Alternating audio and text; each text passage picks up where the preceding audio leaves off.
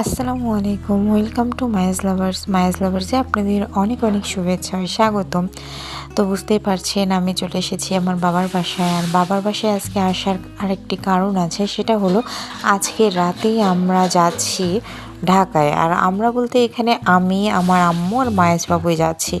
আসলে এতদিন আমি ঢাকা গিয়েছিলাম আমার হাজব্যান্ডের সাথে, মানে যতবারই গিয়েছি ততবারই, কিন্তু আমার হাজব্যান্ড যেহেতু এখন চাকরি সূত্রে একটু দূরে থাকে, তাই ও তো আমার সাথে যেতে পারবে না। তার বাবুকে সামলানোর জন্য তো আমাকে কাউকে লাগবেই, তাই আম্মুকে সাথে নিয়ে যাব।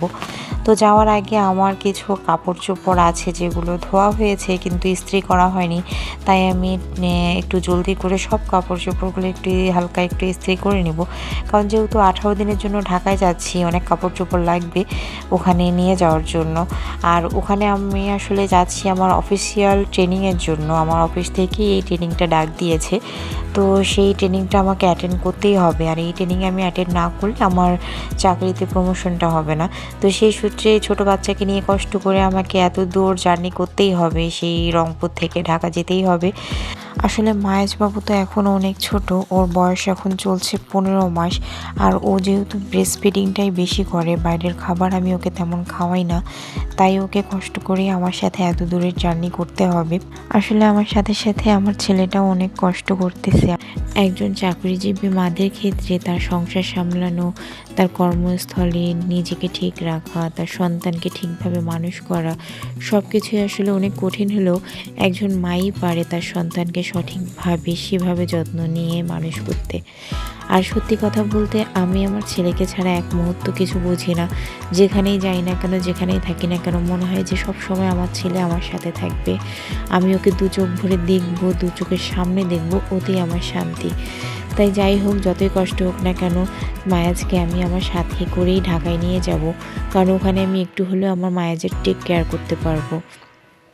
তো এখন যেহেতু বিকেল 4টা বাজে আর আমার বাস হচ্ছে রাত 9:30টায়, তাই চটজলদি আমাকে কাপড় ইস্ত্রি করে আমার লাগেজ গোছাতে হবে। আর যেহেতু আমার সাথে যাচ্ছে আমার মা, কারণ আমি যখন ট্রেনিং অবস্থায় থাকবো মায়াজবাবুকে আমি আমার মায়ের সাথেই রাখবো। আর আমার পরে মায়েজবাবু তার নানির সাথে থাকতেই বেশি পছন্দ করে। আর বাবু আমার মায়ের কাছে থাকলে আমিও নিশ্চিন্তে থাকতে পারি যেখানেই যাই না কেন, কারণ আমার মা আমার বাবুর খুব ভালোভাবে যত্ন নেয়। আর আমার মাও তার নিজের সন্তানের থেকেও তার নাতিকে বেশি ভালোবাসে। আমার মা নিজেও বলে যে আমার সন্তানের থেকে আমার নাতির প্রতি আমার বেশি টান হয়ে গেছে।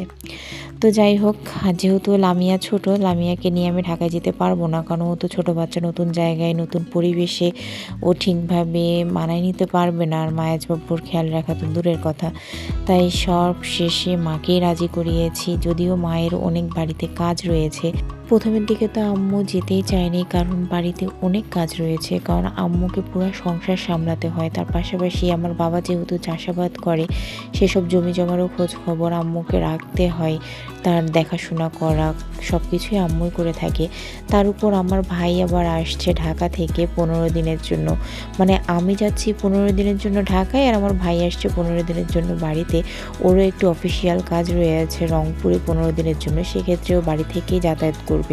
তাই সেক্ষেত্রে আম্মু ভাবতেছে যে আমি যাব এদিকে তোর সাথে, এদিকে আমার ছেলেটা আসবে, তা আমি না যাই, তুই লামিয়ার সাথেই যাই। এরকম একটা পরিকল্পনা ছিল প্রথমে যে লামিয়াকে নিয়েই যাব, কিন্তু পরে আবার ডিসিশন চেঞ্জ হয়ে গেছে যে লামিয়া তো নিজেই ছোট বাচ্চা, ও তো আমার বাবুকে জাস্ট খালি দেখাশোনা করে একটা ঘরের ভিতর, আমার নিজের বাসার ভিতর। কিন্তু ঢাকা একটা অচেনা জায়গা, যেখানে আমিও ভালোভাবে পরিচিত নেই, সেখানে আমি লামিয়াকে, একটা ছোট বাচ্চাকে ওর কাছে রেখে নিশ্চিন্তে কেমন করে ট্রেনিং করব। তাই সব কিছু ভেবে চিনতে সবাই মিলে আমরা ডিসিশন নিলাম যে যাই হোক না কেন একটু স্যাক্রিফাইস করে, মানে সংসারের দিকে এর কথা একটু বাদ দিয়ে অন্তত আমার কথাটা ভেবে আমার মা বাবা ডিসিশন নিয়েছে যে আমার মা আমার সাথেই যাবে, কারণ মায়াস তার নানির সাথে থাকলে বেশি ভালো হবে। আর এদিকে আমি ভালো মতো করে ট্রেনিংও করতে পারবো, আমার কোনো অসুবিধা হবে না। তো এই যে আমার কাপড় আয়রন করা অলরেডি শেষ, এখন আমি আমার লাগেজ গোছাতে শুরু করব। আর যেহেতু আমি, আম্মু আর মায়েশবাবু যাচ্ছি 3 জন, তাই 3 জনের কাপড় অনেক হবে, তাই সেগুলো সুন্দরভাবে লাগেজে গুছিয়ে নিব। আর যেহেতু আমরা 2 জন মহিলা যাচ্ছি, সাথে কোনো পুরুষ মানুষ নেই, তাই একটা ব্যাগেই আমাদের সব কাপড় চোপড় নেব যাতে আমাদের কষ্টটা কম হয়। তো এই যে মায়াজবাবু এদিকে ঘুমিয়ে পড়েছে আর এদিকে আমার আম্মু বাক্স থেকে কাপড় চোপড় বের করে রেখেছে যেগুলো নিতে হবে। আর এই লাগেজে করে আমরা আমাদের সব কাপড় চোপড় নিয়ে যাব। আর আমি পাগলাপির থেকে দুটো ব্যাগে করে কাপড় নিয়ে এসেছি আমার আর আমার বাবুর।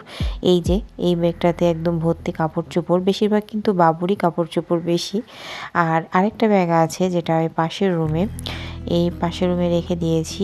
এই ব্যাগটারও কাপড় চোপড় আমাকে লাগেজে ঢুকাতে হবে। এখানে একটু তাওয়ালা আছে আর কিছু বাবুর কাপড় চোপড় আছে, বলতে গেলে বাবুর কাপড় চোপড়ই বেশি। তো এখন আমি সব কাপড় চোপড় একসাথে করে সুন্দরভাবে লাগেজটা গুছিয়ে নেব।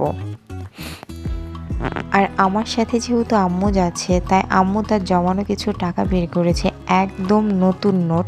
আসলে নতুন টাকার নোট আমার আম্মুর আর আমার দুজনেরই খুব পছন্দের। নতুন নোট দেখলে আমরা সেটা জমাতে চেষ্টা করি। তো আর এই যে দেখতে পাচ্ছেন এই শোকেসের উপরে যতগুলো প্রাইস, এগুলো কিন্তু সব আমার ছোট ভাইয়ের। আমার ছোট ভাই কিন্তু খুব খেলার পটু, মানে খুব খেলতে পছন্দ করে। আর এই যে আম্মু যেহেতু ঢাকা যাবে, তাই তার চাবির ঝোপা বের করেছে, কোথায় কোন জিনিস আছে সে সব কিছু আব্বুকে বুঝিয়ে দিয়ে যাবে, কারণ আম্মু যেহেতু থাকতেছে না এই বাসাতে, এখন আব্বু একাই থাকবে। আর আপনারা হয়তো ভাবছেন যে কি ব্যাপার, খাটের উপর রকিং চেয়ার কেন? আমি আমার একটা ভিডিওতে বলেছিলাম যে আমাদের রুমের থেকে আমাদের ফার্নিচার অনেক বেশি। আসলে রুমের থেকে বলতে কিছু রুম এখনও করা বাকি আছে, তো সেই রুমের থেকে আমাদের ফার্নিচার বেশি হওয়াতে রকিং চেয়ার খাটের উপরে উঠে আছে। তো এই যে দেখুন, বলেইছিলাম যে আমার মায়ের অনেক কাজ বাড়িতে বাসায়, এই সময় আলু গাড়ার সিজন চলে এসেছে, তাই আমার বাবা এই যে কোলেস্ট্রল থেকে আলু সব বের করে নিয়ে এসেছে। এসব আলু এখন জমি বাড়িতে গাড়া হবে।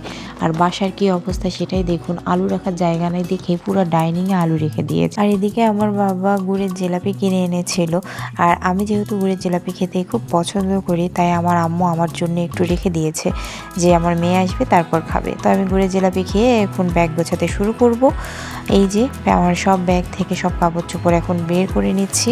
তো আমি ঝটপট লাগেজটা গুছিয়ে নিই, তো আপনারা দেখতে থাকুন আমার এই ভিডিওটি।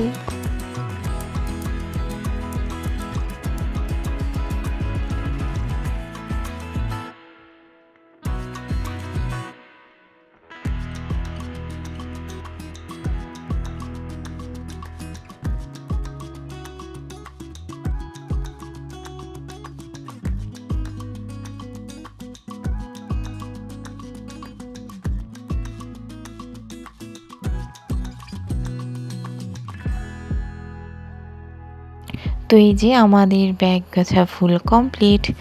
দেখতেই পাচ্ছেন কত কাপড় চোপড় দিয়ে আমার লাগেজ ভর্তি হয়ে আছে।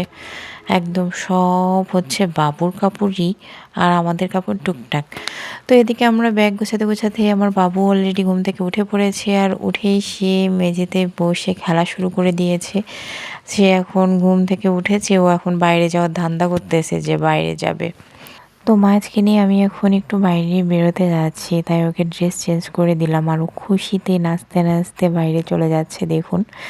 তো আজকের এই ভিডিওটা এই পর্যন্তই। আমার এই ভিডিও যদি আপনাদের ভালো লেগে থাকে তাহলে অবশ্যই লাইক কমেন্ট শেয়ার করতে ভুলবেন না, আর অবশ্যই আমাদের চ্যানেলটিকে সাবস্ক্রাইব করে দেবেন। তো আপনারা ভালো থাকবেন, সুস্থ থাকবেন, আল্লাহ হাফিজ।